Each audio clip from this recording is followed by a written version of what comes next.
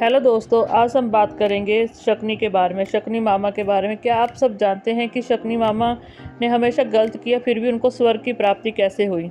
अगर नहीं पता है तो इसके बारे में आज मैं आपको अपनी वीडियो में बताऊंगी। आप सब सोच के बहुत ज़्यादा हैरान होंगे कि ऐसा क्या हुआ था कि शकुनी को मिला था स्वर्ग।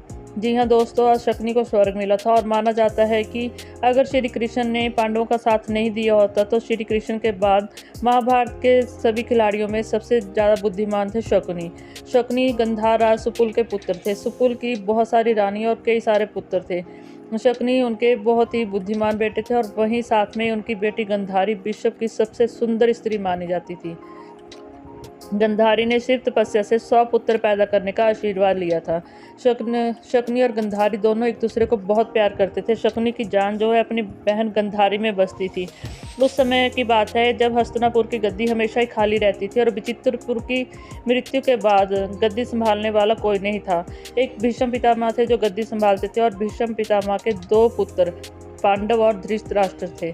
भीष्म पितामह के साथ जब गंधार के राजा की लड़ाई शुरू हुई तो वो उनको पराजित नहीं कर सकते थे। उनको पता था कि भीष्म पितामह जो हैं उनको इच्छा मृत्यु का वरदान प्राप्त है।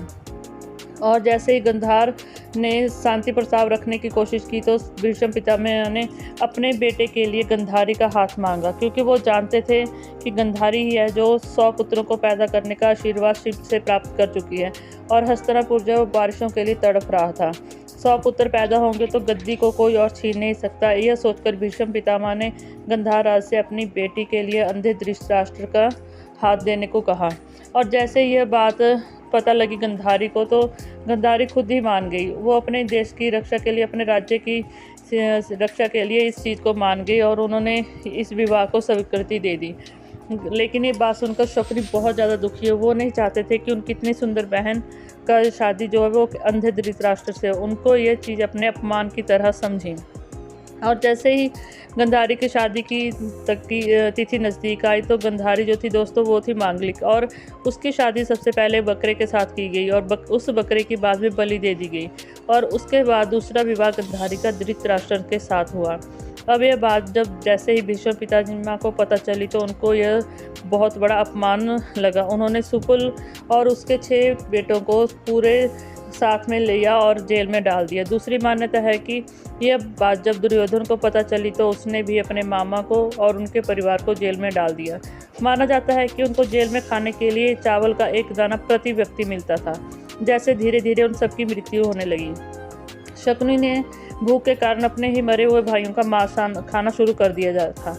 जैसे ही शकुनी के पिता की मौत होने लगी तो उन्होंने अपने अपमान को बदला लेने के लिए अपने बेटे शकुनी से कहा था कि जैसे वो मरेंगे तो उनके शरीर की हड्डियों से वो पासे बनाएंगे शतरंज के, और उसी शतरंज के पासों से वो जो कौरवों का नाश करेंगे। सुपल ने भीष्म पितामह से अपना जीवन दान मांग लिया था। सुपल को पता था कि शकुनी जो है लंगड़ा है, इसलिए वो चाले तो चल सकता है लेकिन युद्ध नहीं कर सकता। इसलिए उसने भीष्म पिता से मांगा था कि भीष्म पितामह इसको आप जीवन दान दे दीजिए, क्योंकि लंगड़ा है, कभी भी आपके लिए किसी तरह की मुश्किल पैदा नहीं करेगा और इसको अपनी बहन के साथ यहीं रहने दीजिए।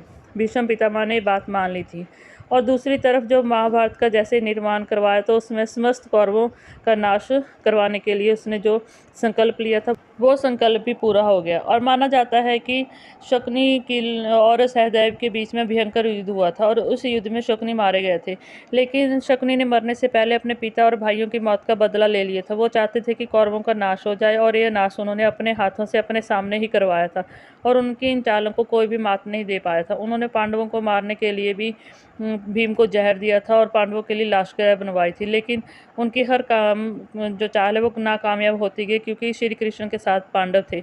अगर पांडव श्री कृष्ण का साथ ना देते तो कौरव हमेशा के लिए महाभारत का युद्ध जीत जाते और इस देश के ऊपर कौरवों का ही नाश होता और कौरव का वंश कभी भी खत्म नहीं होता, ना ही पांडवों का राज।